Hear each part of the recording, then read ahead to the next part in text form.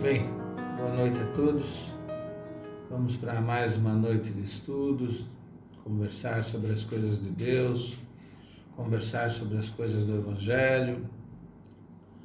Nosso grande professor espiritual, Jesus, e é muito mais que isso, nós sabemos.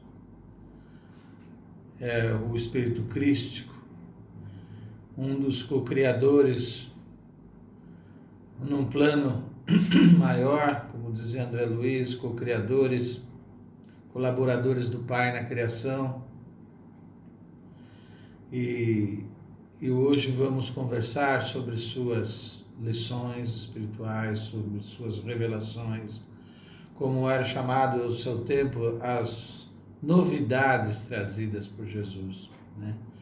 Há 2000 anos atrás era chamada a Boa Nova, que é o que hoje chamamos o Evangelho, né? São suas lições, seus ensinamentos. Então vamos rogar a Deus nosso Pai, infinita luz, infinita misericórdia, que possa, Senhor, enviar até nós aqueles que verdadeiramente, profundamente, são conhecedores desta matéria, para que nos auxiliem, nos intuam e possam trabalhar nossas mentes, de todos os nossos mentores, associando lembranças, experiências vividas, para que a lição possa calar mais fundo em nossa alma, Senhor. Falar de coisas que vivemos, falar de coisas que fazem parte das experiências já saboreadas, Senhor, com um gosto bom ou com sabor amargo, Senhor, mas que sejam lições vivas dentro de nós, Senhor. Dá-nos, Senhor, a condição de fazer chegar até os irmãos e a nós mesmos estas lições necessárias a todos nós, Senhor. Abençoa-nos a todos com muita harmonia e paz para esses estudos que possam se traduzir numa boa conversa, Senhor. Que assim seja, meu Pai, graças a Deus. Bem, vamos lá hoje conversando sobre as coisas de Deus. Vamos falar sobre Deus, sobre a criação, suas leis e o Evangelho de Jesus. Que tudo é uma coisa só, quando Deus, o Pai, é parte. Não podemos misturar o Criador e a obra, diz o Livro dos Espíritos. Podemos fazer essa confusão panteísta, né, que confunde o Criador e a criação, dizendo que se somarmos todas as partezinhas do universo, tudo aquilo do qual o universo é feito, essa soma resultará em Deus. Então, somos partes da divindade, onde nos agrupamos e formamos Deus. Isso é uma proposta equivocada, segundo a doutrina espírita, porque vem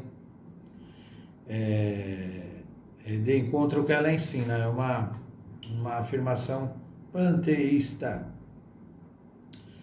Bem, quando falamos de Deus, hoje nós temos condições de poder entendê-lo de uma maneira superior a que vínhamos conversando, falando, entendendo, evocando, né, como o Deus pessoal, o Deus pessoa, o Deus humano, o Deus chamado antropomórfico, né?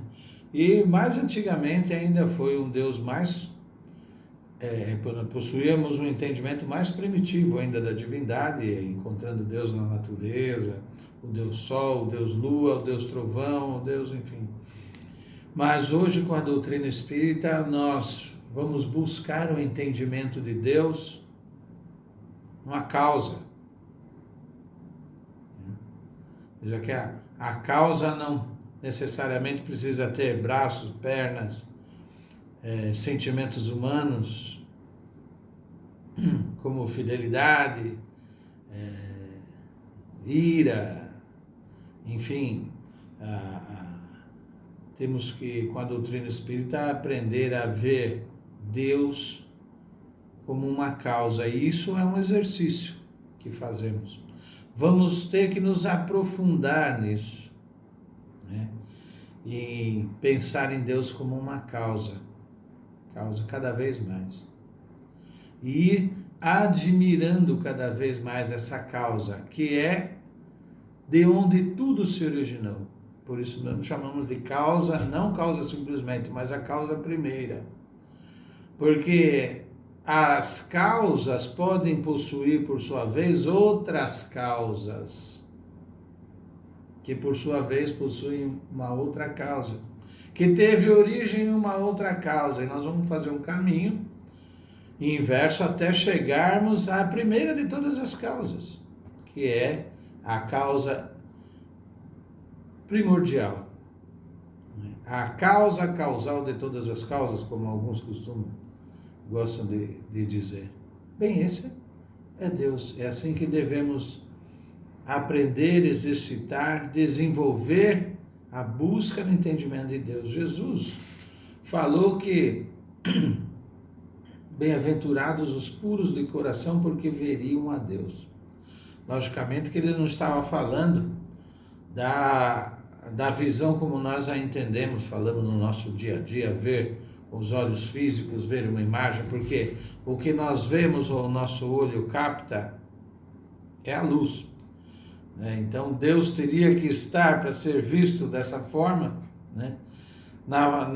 Ele teria que estar na forma da onda eletromagnética, dentro da frequência do vermelho até o violeta. Fora disso também não veríamos nunca.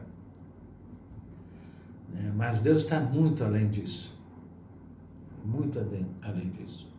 A própria onda eletromagnética faz parte da criação, é criação de Deus.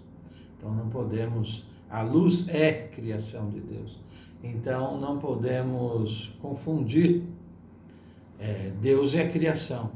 Então Deus, metaforicamente, na bem-aventurança dita por Jesus no Sermão do Monte, deveria ser visto com o entendimento e o sentimento. Entender Deus cada vez mais, sentir Deus cada vez mais. Nós podemos conhecê-lo, vê-lo com o sentimento, sentindo sua presença, sua forma de agir, sua forma de proceder em nossa vida, através de suas leis, e entendendo, como diz o Livro dos Espíritos, pela análise da obra a gente faz a ideia do obreiro. Assim nos ensina a pensar o Livro dos Espíritos. Por isso é que a natureza é um convite à curiosidade humana. E a nossa ciência não é outra coisa senão a busca pela satisfação dessa curiosidade, de querer entender, de querer conhecer a natureza. Mas não só a natureza dentro da nossa dimensão, dentro da nosso raio de ação. A natureza existente, real, na macro dimensão e na micro dimensão, o que nós costumamos dizer, o macrocosmos faz parte da criação e o microcosmos. São duas viagens que a mente humana, a análise, percepção do homem se aprofunda buscando respostas e não encontra fim. Na viagem para o microcosmo, no interior da matéria, e nem para o espaço infinito do universo. Mas buscando entender essas coisas, nós vamos entendendo a forma de agir de Deus. Porque as leis naturais, as leis da natureza que a ciência descobre, são as leis de Deus. O próprio Livro dos Espíritos diz. O que é a lei natural? Pergunta Allan Kardec. A lei natural é a lei de Deus, respondem os Espíritos. De maneira que a natureza que observamos, a criação que observamos, é a pura expressão da vontade de Deus. Suas leis em ação, produzindo, criando, sempre, sem cessar, desenvolvendo, ampliando.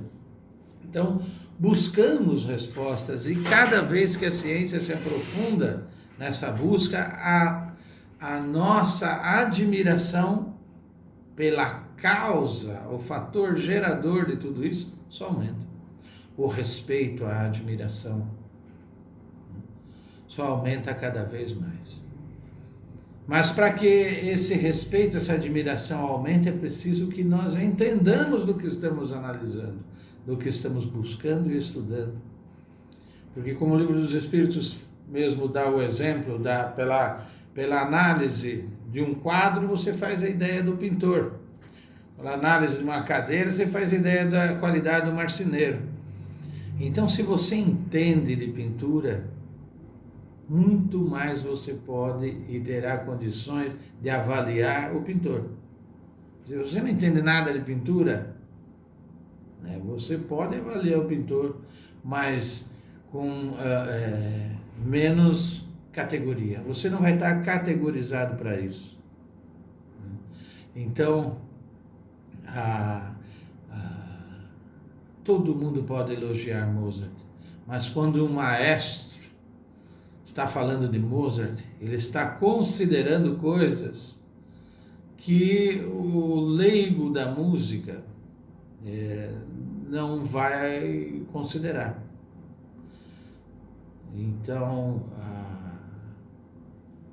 a busca pelo entendimento da criação de Deus é a busca que nos faz aumentar cada vez mais essa admiração. A gente vê a ciência querendo buscar como tudo começou, fala-se muito no Big Bang,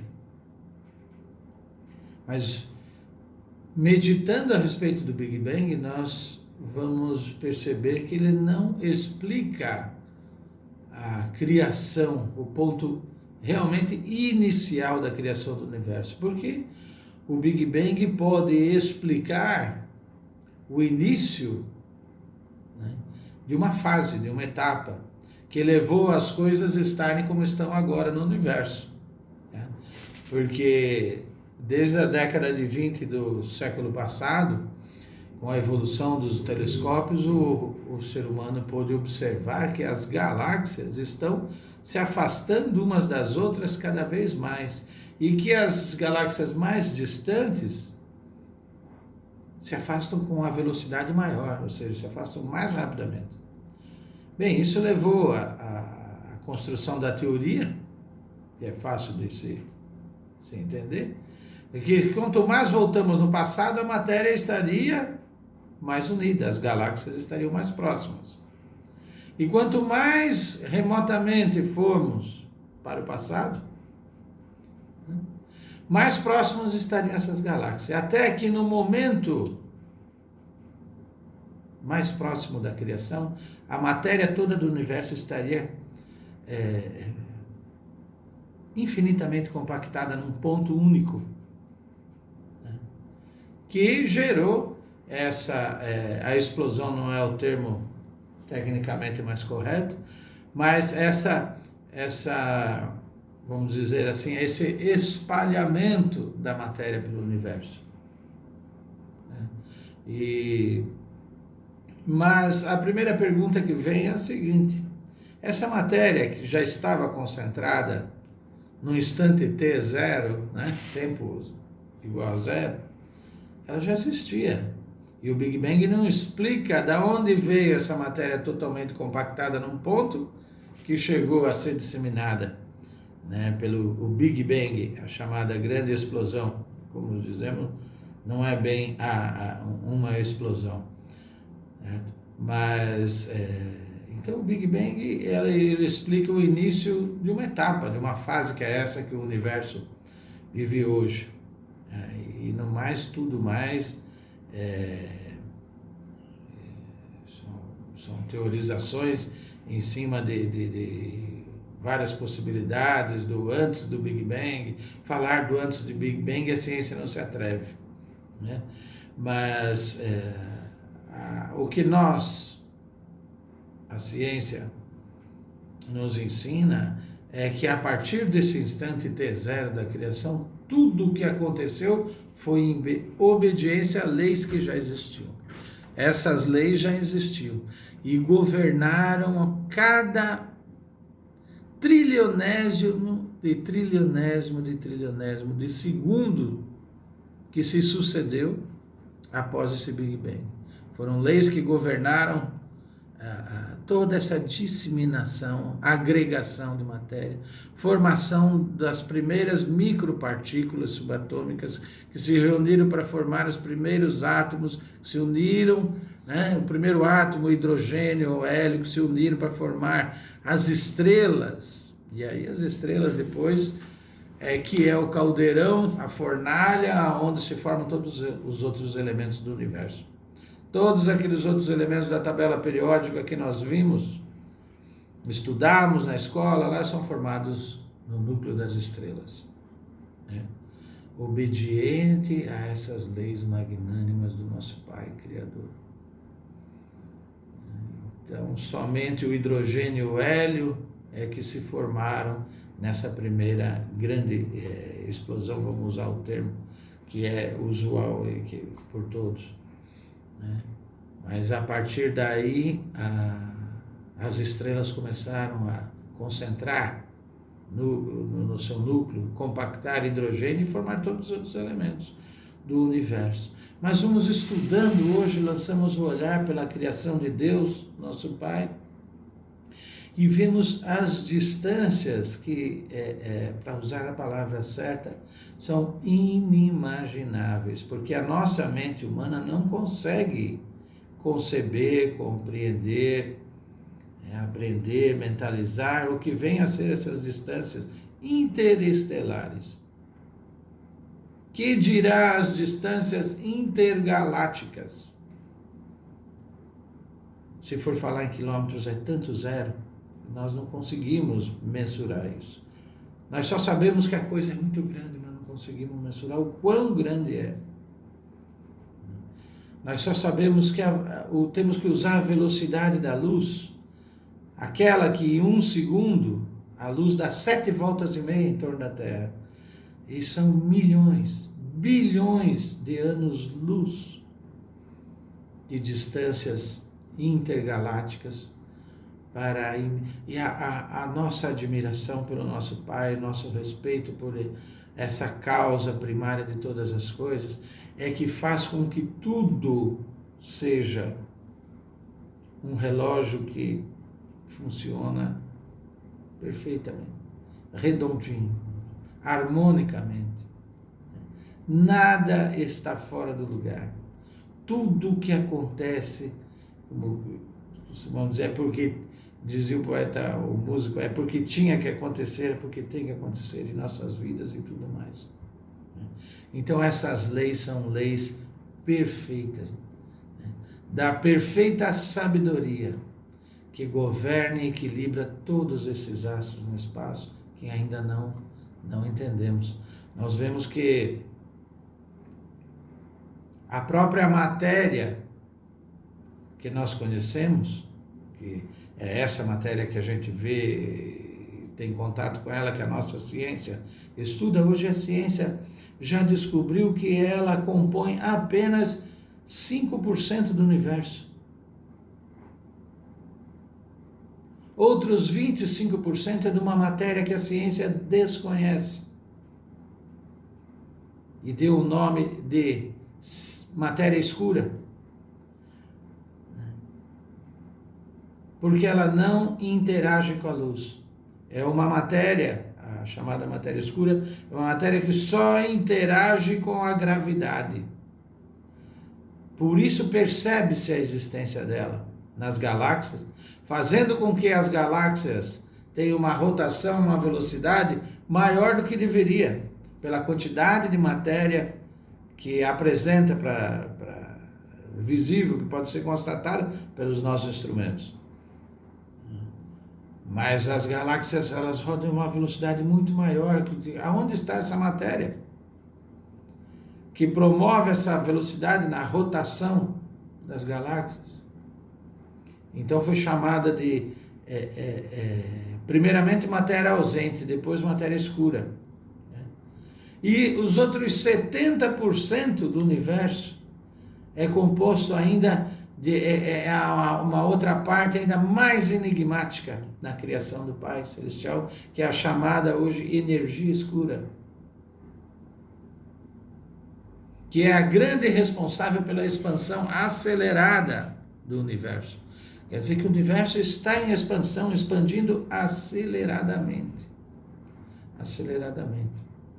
Na verdade, não são as galáxias que estão se afastando umas das outras, embora estejam. Como assim?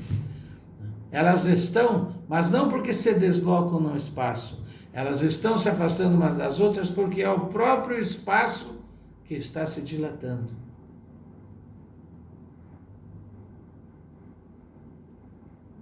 Então, essa expansão acelerada do universo se dá em função da dilatação do espaço. E essas leis que governam todo esse mundo material, e são estudadas pelas ciências, as nossas religiões vêm através sempre da possibilidade de intercâmbio entre os planos espiritual, material, encarnado e desencarnado, trazer a revelação das leis que governam o mundo espiritual, o mundo moral. Aquelas leis que afetam diretamente a nossa vida, a nossa existência.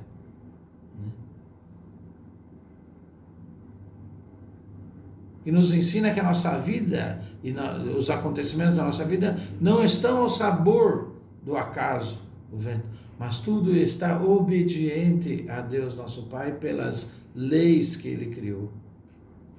Pelas leis que Ele criou. Então, conhecer essas leis, estudar essas leis, seja pela ciência, através do método científico, estudando a matéria mais próxima dos nossos sentidos, ou estudando as leis espirituais, morais, que são reveladas mediunicamente, historicamente, desde as primeiras civilizações, nós vamos estudando como Deus harmoniza o universo, a sua criação, o seu desenvolvimento, do qual fazemos parte e estamos inseridos. Então, nós entendemos que precisamos conhecer essas leis para vivermos em harmonia neste universo e não agirmos de maneira daquele que nada contra a maré. Aquele que nada contra a maré. Porque é aquele que se afoga, é aquele que bebe água, aquele que vai tossir, que vai se engasgar, aquele que vai ficar para trás. Mas é aquele que aproveita o embalo da correnteza, né, e se desloca facilmente, de maneira feliz na vida. Então é preciso conhecer, como poderíamos dizer, as regras do jogo.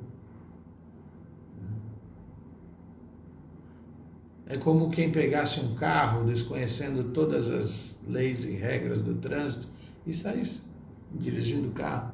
Na primeira batida, a pessoa acha que tem razão, que quem está errado é sempre o outro. Fala assim, não, mas você deveria ter dado seta para entrar aqui à esquerda. Seta quando a gente faz uma conversão, a gente aciona esse instrumento aqui ao lado do volante, que a gente chama de seta, para avisar o sujeito lá que nós vamos virar. Ele breca para você passar e espera, você não deu o errado a você, e o prejuízo vai ter que ser saldado por você. Você vai ter que dar conta desse prejuízo agora. Então a ignorância das leis, a ignorância das regras, é que vem nos trazer o prejuízo, vem nos trazer o sofrimento, vem nos trazer a dor. Mas ocorre que passa um momento que de tanto dirigirmos de maneira errada, nós viciamos no erro. Nós viciamos no erro. E quando aparece um instrutor e vem dizer a maneira correta de guiar, nós vamos achar uma maneira correta de guiar, um jeito chato de guiar, um jeito cheio de frescura, um jeito, enfim, desnecessário, não precisa, mas com um prejuízo atrás do outro, uma batida atrás da outra, uma lesão atrás da outra, nós vamos aprendendo que o trânsito, organizado, com todo mundo obedecendo às leis, é o trânsito que flui, indolor para todos, sem prejuízo no bolso de ninguém, na multa, em nada. Então, a gente vai vendo a importância do instrutor. O grande instrutor que vem revelar as leis do trânsito, e nós podemos até dizer do trânsito, mesmo porque esse corpo nada mais é do que um veículo. André Luiz adora chamar nosso corpo físico de veículo, o veículo físico. O veículo físico. E tomamos o veículo e saímos a pilotar esse veículo nas vias da matéria, E trombamos outros veículos, amassamos outros veículos, somos amassados por outros veículos. Muitas vezes por desconhecimento da regra, outras vezes não por ser ignorante das regras, mas por permanecer no vício antigo das atitudes equivocadas que nos levam ao sofrimento, à dor. Então, as grandes revelações do mundo moral, das leis espirituais, são feitas pelos os grandes mestres, aqueles instrutores que encarnam entre nós para justamente dizer como devemos pautar nossa vida para não sofrermos. Porque é do ser humano buscar a felicidade e querer ser feliz.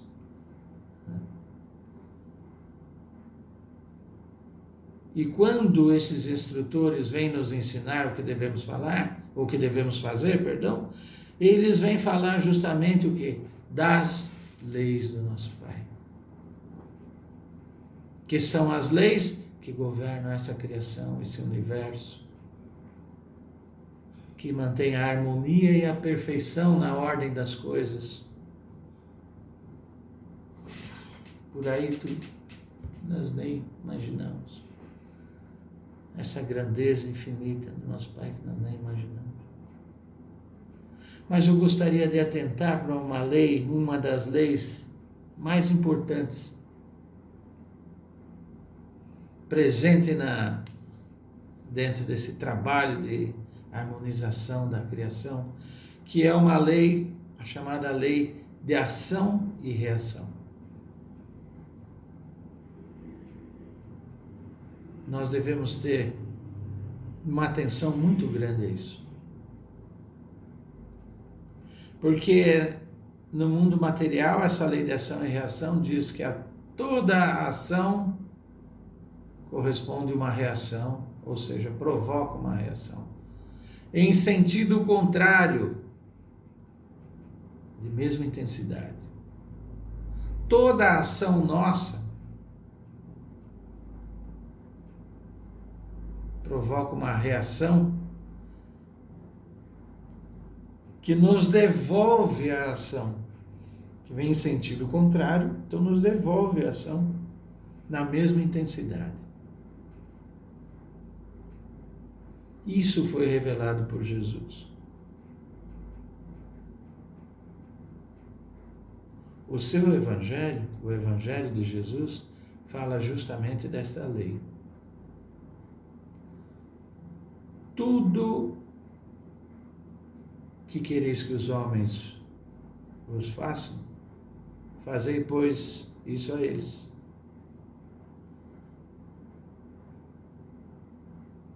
Porque a vida vos devolverá o que você a ela ofertou. Quando nós falamos a vida, é a criação de Deus. Ao próximo. A lei de ação e reação. Se você gosta que as pessoas, quando falem com você, venham falar manso, sem chegar gritando, você fala, seja dessa forma, haja dessa maneira, fale manso, fale baixo, não grite, não chegue gritando com ninguém, porque é assim que a vida vai te tratar. Se você gosta que tenham paciência com você, quando você se atrasa para entender alguma coisa, você não entende na mesma velocidade dos outros irmãos, você tem certa dificuldade que exige paciência, então tenha paciência da mesma forma com o próximo, com os outros. Porque tudo aquilo que você faz para a vida fará para você. É a lei. Então só faça para os outros aquilo que você gostaria que os outros te fizessem. Vamos melhorar um pouco isso? Quando você olhar para o próximo, não veja o próximo, veja você. Os espíritos mais evoluídos, que já avançaram nesse caminho, eles exercitam isso e já avançaram tanto que eles chegam não só a enxergar eles mesmo no próximo, mas eles começam a sentir o que o próximo está sentindo, o que o outro está sentindo. Tal a identidade estabelecida, tal a unidade estabelecida.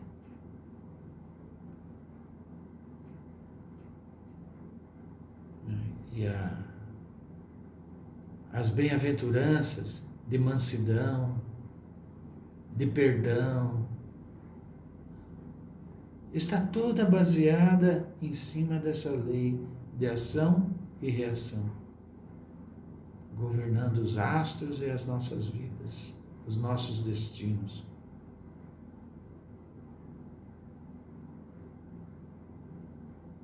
Jesus fala bem da lei de ação e reação numa das bem-aventuranças, dizendo: bem-aventurados os misericordiosos, porque obterão misericórdia. Ou seja, feliz daqueles que perdoam, porque quando precisarem ser perdoados, ou serão. Lá. Aquele que errou, e todos nós já erramos. E aquele que errou bastante, e todos nós já erramos. E aqueles que já erraram gravemente, que na parábola da mulher adulta foram aqueles que começaram a largar as pedras primeiro, para sair andando. Estes sabem o valor do perdão.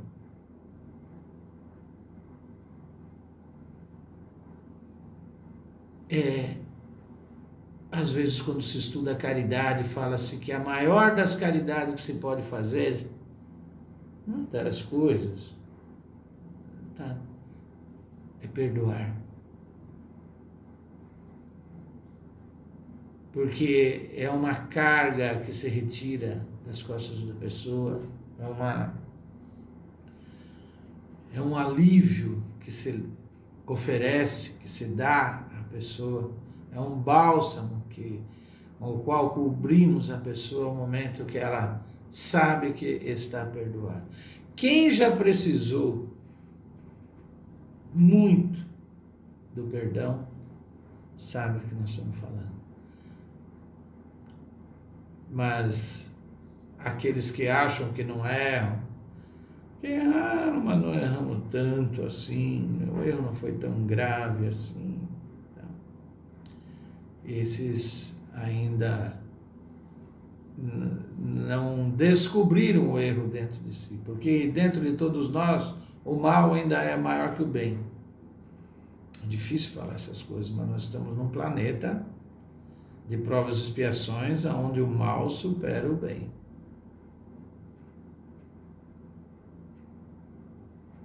E se nós estamos aqui, não é porque somos missionários divinos, é porque nos harmonizamos com essa condição planetária de haver superioridade do mal sobre o bem ainda dentro de nós. Nós somos esforçados em querer mudar essa situação que ainda não mudamos.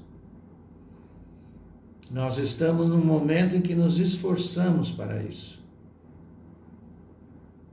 E recebemos toda a atenção dos amigos espirituais, que nunca dão as costas para todo aquele que com fé, com boa vontade, com sinceridade, pedem a ajuda para se melhorarem. Não pedem a ajuda para conseguir as coisas materiais, emprego, isso, saúde, até mesmo a saúde, e essas coisas todas eles nos ajudam.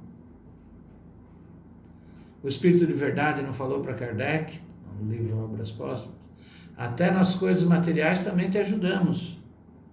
Não te ajudar nisso seria não te amar, disse o Espírito de Verdade para Kardec. Então, somos esforçados para equilibrar ainda o mal e o bem dentro de nós. Então, para que a vida nos trate melhor, em outras palavras, possamos desfrutar mais felicidade no mundo, precisamos promover mais a felicidade no mundo.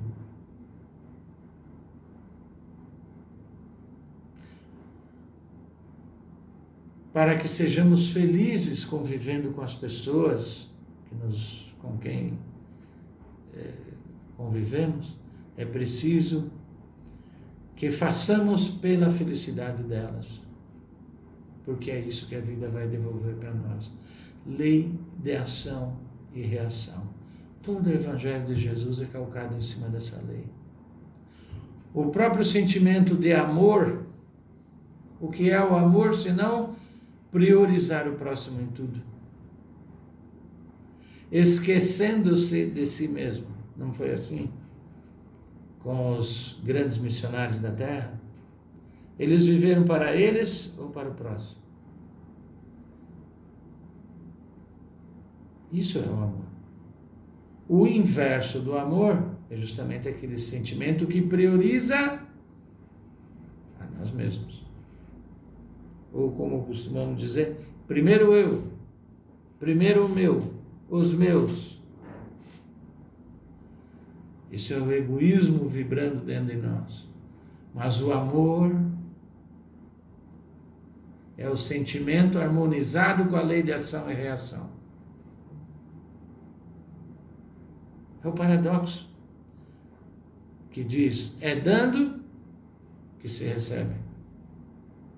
E o Evangelho de Jesus é a boa nova, a grande novidade que veio revelar esta aparente contradição que existe entre o que é material e espiritual. É uma contradição sempre presente. Você sabe como é entre vocês príncipe das nações dominam os mundos, quem todos vocês querem assumir esse posto, mas espiritualmente é a coisa inversa.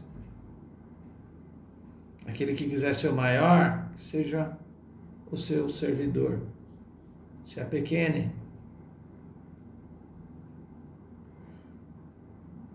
Faça com que as pessoas adorem estar do seu lado, gostem de desfrutar da sua companhia, porque a vida vai fazer você adorar vivê-la. É isso que a lei de ação e reação vem falar para a gente. É assim que Deus fez o mundo. É assim que o universo está como está em função dessas leis. E Jesus, o grande instrutor da humanidade, o grande revelador, veio ensinar isso para a gente. Tudo o que quisermos para nós, isto mesmo, façamos aos outros. É a ação e a reação. Muita paz a todos, meus irmãos. Isso é uma conversa que vem reforçar cada vez mais esse sentimento de esquecer um pouco mais de nós e priorizar um pouco mais o próximo. Isto é amor. Muita paz a todos.